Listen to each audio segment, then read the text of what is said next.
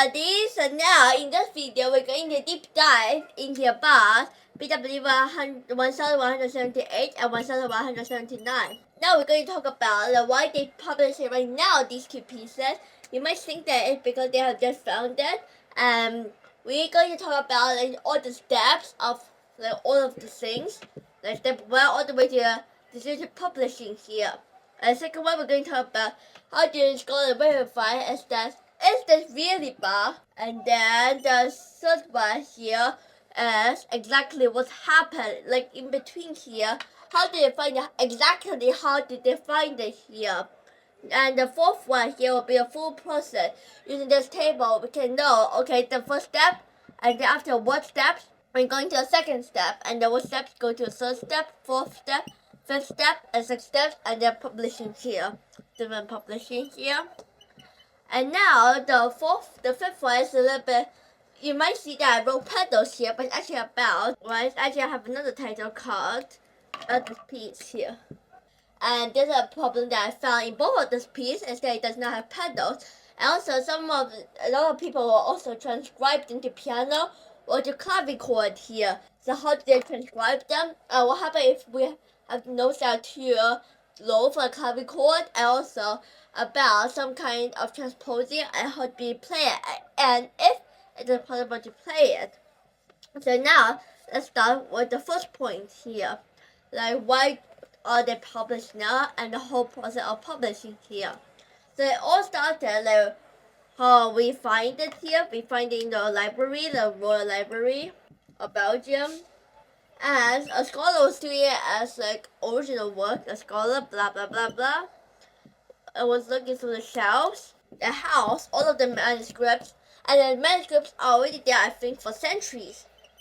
But no one has actually paid attention to it. So all of the manuscripts were all there here, but no one actually noticed. So when this scholar was doing like some analysis to read cataloging them, because at that time this whole shelf would be like organ works. 18th century.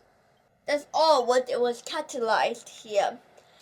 Now, what actually discovered means in music is actually like re-cataloging or correct cataloging, correct identifying the piece to the correct composer and attributing to the correct composer, correct date of it. That's what we call discover in music here. So he just found this kind, and then he said that, it's very Bach-like. I just look at it like visually. He does not musically, not visually. In the surface, it does not say, oh, Bach, BWV 1178. He just thought it's very Bach-like.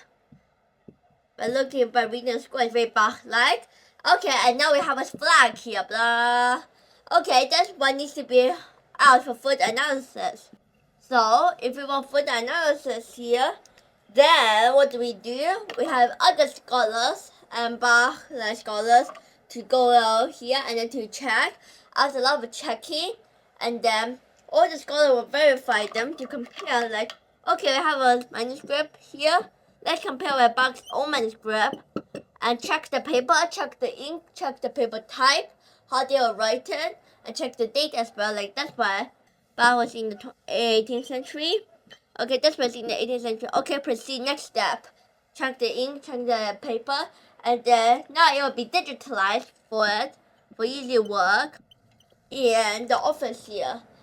After like discussion, they will finally say, okay, this one is Bach, and then we're going to attribute it here for BWV 1178 and 1179 here. Okay, we're going to attribute it to these two numbers here. But we must remember that we cannot be sure that these two pieces are like must be Bach. We just say it's like about 80% or 70% is Bach-like. It's pretty Bach here and has a lot of Bach style to it. So it was attributed to this kind of things. But we cannot say for 100% sure that it is here. So here, the scholar just put it inside of it here, so that we after this discussion, we can say that this is most scholars will agree. Okay, this way is in the Bach style. After the peer agreement, they decided to publish it.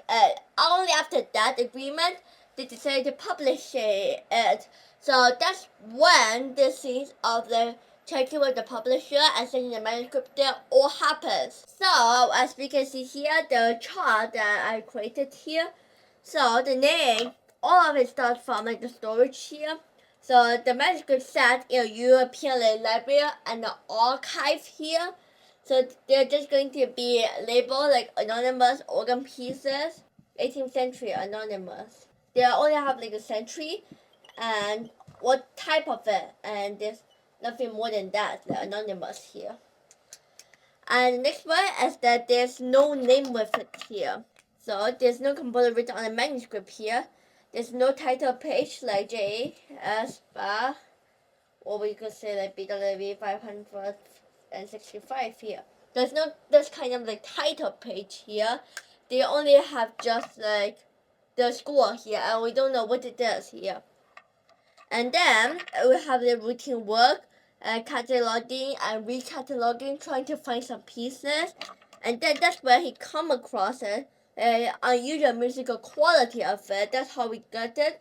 And then it's going to be moved away, this manuscript, moved away from this pile of manuscripts here. And then it will flag a way for deeper study for it and recognize. And then we have physical analysis. Check the paper, what kind of paper, ink, as we talked about, and handwriting, whose handwriting might be here. And then we're going to peer review and other Bach scholars invited inside to consult it, and then decision, and then the editors like agreed everything was strong, and then publication, which means critical edition was published, and now we have the BWV numbers assigned to it.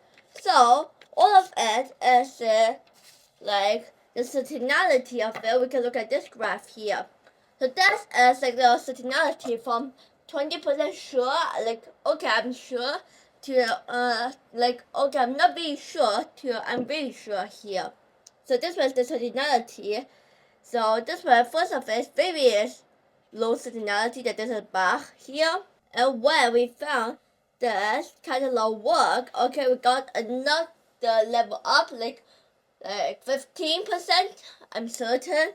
And then medical suspicion to 20%, we go up another level here. And then we have another long time analysis. And this is where the certainty will go up, step by step, step by step. And last time, we have a peer review here, at which is going to be about 85 to 90% sure. And then the final one is to assign the BWV number. And remember that here it's still not 100% sure. Most of this is just like 98 or 95 here. Then we gotta be sure that it is. So we can know that these two, we had pretty good statistics here. So now in the fifth part of it, in the pedals, here it is actually calling about BWV 1178 and BWV 1179. These two pieces here. So in these two pieces, I have attached the original score here as well. We're going to first talk about this organist who has performed that at the St. Thomas Church. It's not a concert, you can say, but it's just an event to premiere these two pieces here. So here, why choose him is because he, as a Dutch organist and harpsichordist and also the conductor, he had been working with the scholars here, and he has worked with other Bach scholars, and he even has a recording of the complete organ work, complete Bach organ work. So they invited him to play it because he's pure knowledge of Bach things here.